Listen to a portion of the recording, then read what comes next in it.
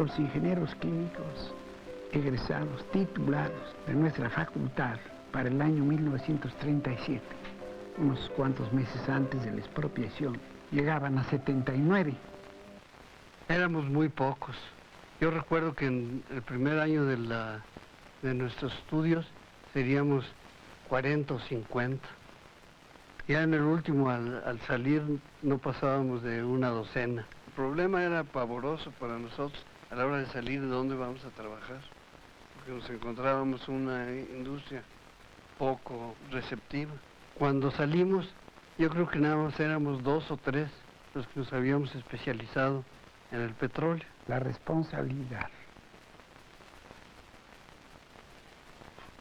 para trabajar el petróleo recayó en egresados de la universidad, porque en 1937 la única escuela de ingeniería química era la Facultad de Ciencias Químicas. Estos profesionales tuvieron por primera vez que afrontar un compromiso que repercutiría muchísimo en todo el mundo.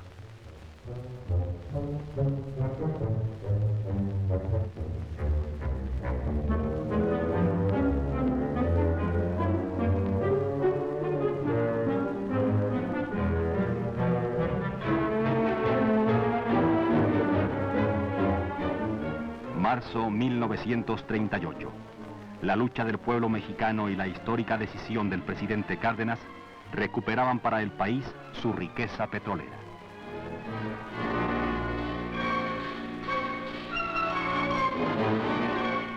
¿Quién no sabe o no conoce la diferencia irritante que norma la construcción de los campamentos de las compañías? Confort para el personal extranjero, mediocridad, miseria e insalubridad para los nacionales. Refrigeración y protección contra insectos para los primeros, indiferencia y abandono, médico y medicina siempre regateados para los segundos, salarios inferiores y trabajos rudos y agotantes para los nuestros. Han tenido dinero, armas y municiones para la rebelión, dinero para la prensa antipatriótica que las defiende, dinero para enriquecer a sus incondicionales defensores, pero para el progreso del país, para encontrar el equilibrio mediante una justa compensación del trabajo, para el fomento de la higiene en donde ellas mismas operan, o para salvar de la destrucción las cuantiosas riquezas que significan los gases naturales que están unidos con el petróleo en la naturaleza, no hay dinero, ni posibilidades económicas, ni voluntad para extraerlo del volumen mismo de sus ganancias. En tal virtud, pueblo expuesto, y con fundamento en el párrafo segundo de la fracción sexta del artículo 27 constitucional y en los artículos primero, cuarto, octavo, décimo y 20º de la ley de expropiación de 23 de noviembre de 1936, se expide el siguiente decreto. Se declaran expropiados por causa de utilidad pública y a favor de la nación la maquinaria, instalaciones, edificios, oleoductos, refinerías, tanques de almacenamiento, vías de comunicación, carros tanques, estaciones de distribución, embarcaciones y todos los demás bienes muebles e inmuebles de propiedad de las empresas que a continuación se enuncian. Todo el mundo nos volcamos a favor de esa decisión. Tanto la gente del pueblo como los profesionales, todos los sectores, todos los diferentes sectores. Nosotros como universitarios hicimos una manifestación de apoyo al presidente.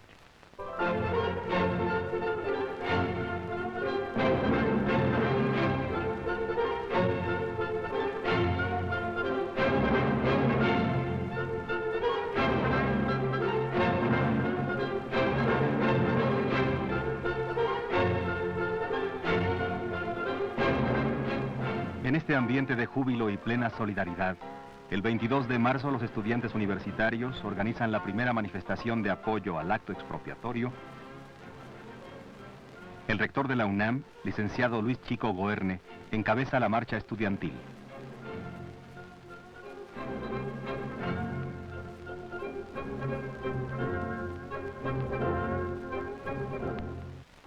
Al día siguiente, 23 de marzo, junto con artistas e intelectuales, los contingentes de la universidad se suman a la gigantesca manifestación popular convocada por las organizaciones obreras.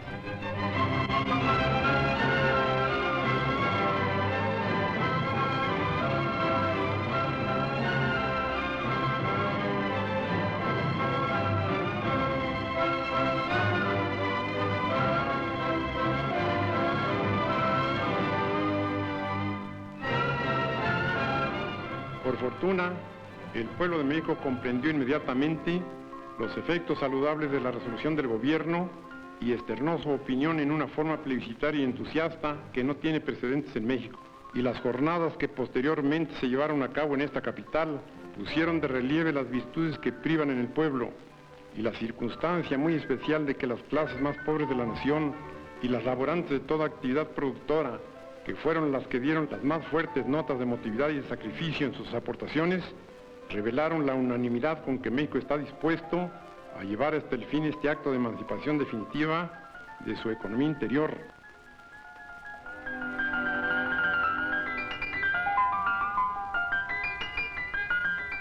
Sin embargo, la batalla por el petróleo aún no terminaba. El primer problema a solucionar era sustituir a todos los técnicos extranjeros que dirigían la industria y que habían abandonado el país. México solo contaba para ocupar esos puestos de gran responsabilidad con un reducido número de profesionales formados en la pequeña compañía gubernamental Petromex y con otro grupo igual de reducido de técnicos que ante la política de discriminación de las empresas extranjeras nunca ocuparon puestos de dirección.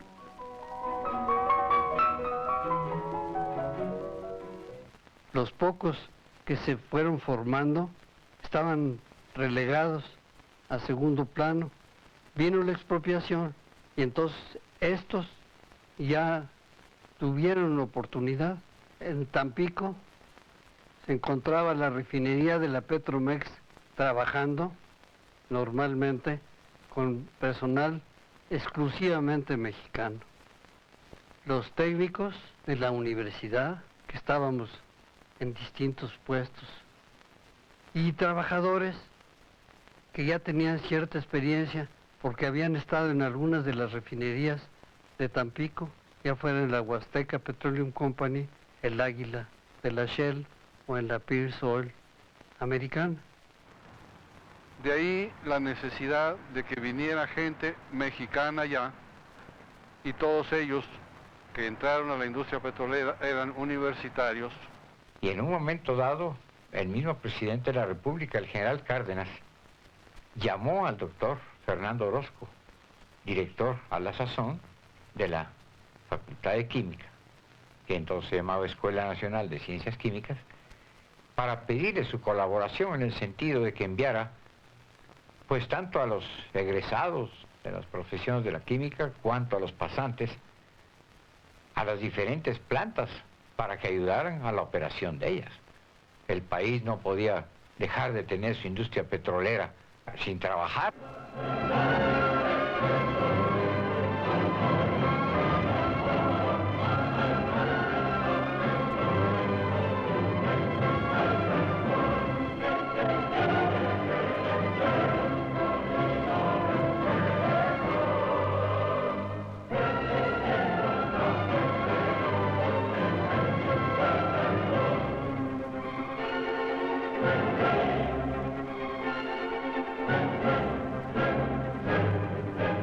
Técnicos mexicanos que tomaron a su cargo los problemas inmediatos a la expropiación para seguir operando las plantas de refinación, tomaron esta responsabilidad enorme al principio o como reacción inmediata, probablemente con un poco de miedo. Dijeron, bueno, ¿y ahora qué vamos a hacer? Se crecieron al castigo, entonces dijeron, aquí no es cuestión de qué vamos a hacer, lo vamos a hacer, punto. Los equipos de proceso que había en las refinerías posteriormente a la expropiación eran equipos que estaban ya sumamente gastados y procedían fundamentalmente de Inglaterra y de Estados Unidos, quienes o cuyos fabricantes lo primero que hicieron fue negar la venta de refacciones para seguir manteniendo ese equipo y seguir manteniendo las plantas en operación. Si la finalidad de las empresas extranjeras era ahogar a los mexicanos en su petróleo, la respuesta de obreros y técnicos ante esta guerra sucia no se hizo esperar. En una actitud de franca colaboración y entrega, los primeros petroleros mexicanos fabricaron refacciones y adaptaron los equipos a las nuevas condiciones.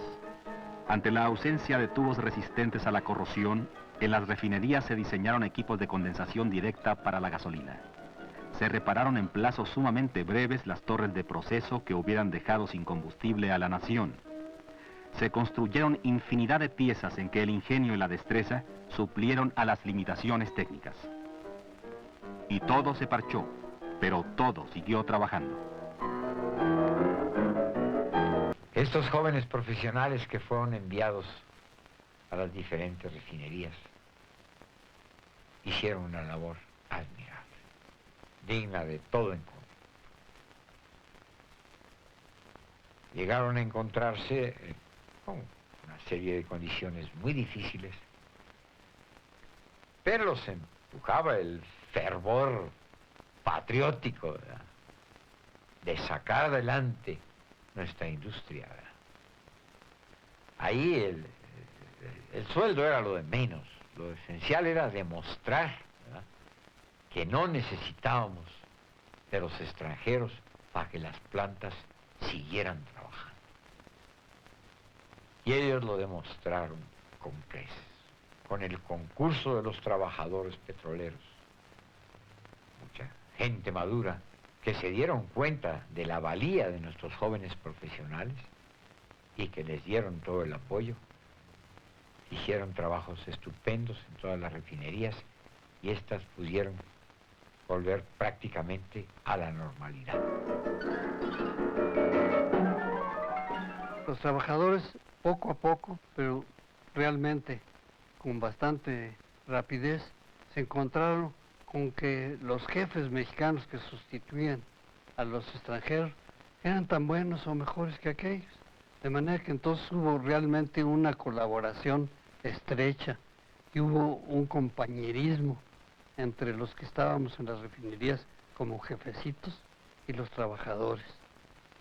Yo creo que a esto se debe en gran parte el éxito de la industria petrolera, el que no hubo discriminación.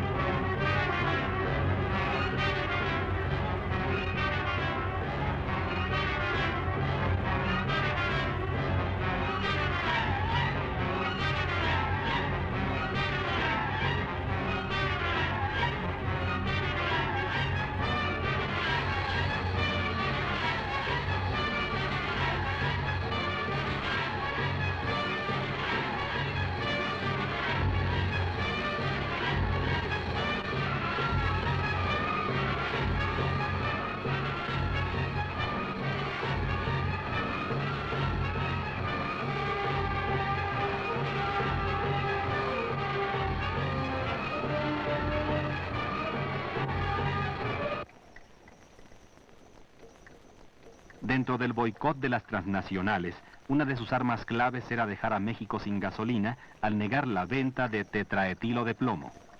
Monopolizado a nivel mundial por los magnates del petróleo, este aditivo antidetonante era una sustancia necesaria para la elaboración de gasolinas y su ausencia podía llevar a graves trastornos en el transporte del país.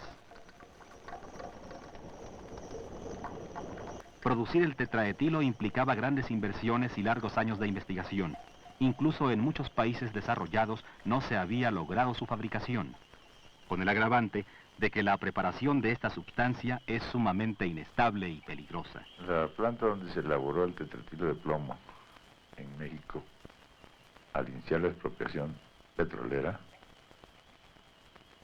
se conoció con el nombre de Planta C1, Confidencial 1.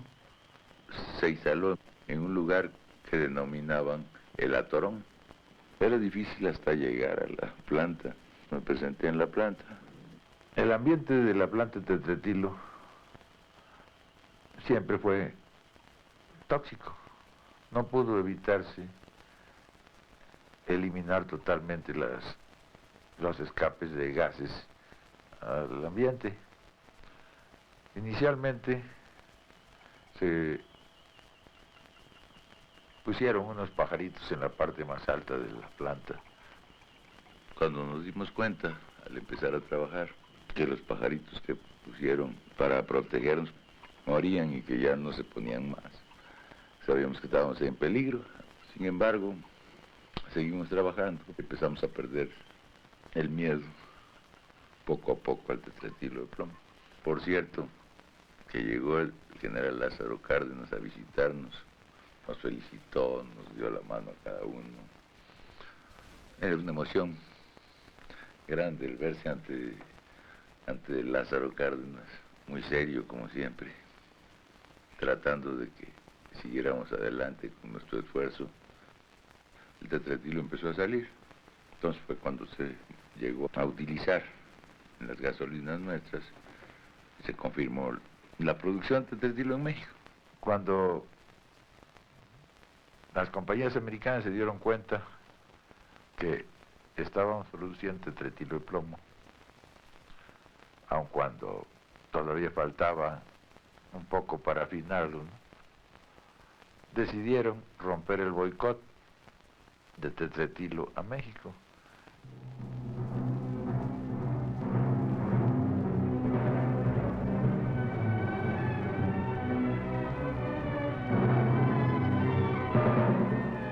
Al intensificarse la Segunda Guerra Mundial y convencidas de que los petroleros mexicanos habían consolidado su industria, las empresas extranjeras comienzan a surtir equipos y refacciones a cambio de combustible para sus ejércitos.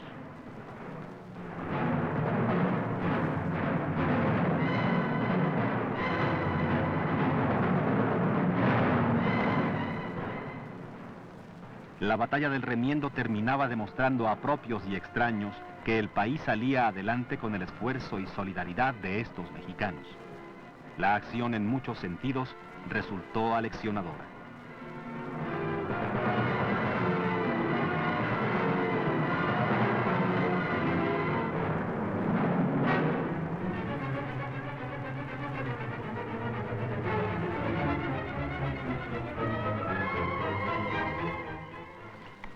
¿Qué otro significado tuvo para la Facultad de Química este fenómeno? Pues le enseñó al Estado, por primera vez,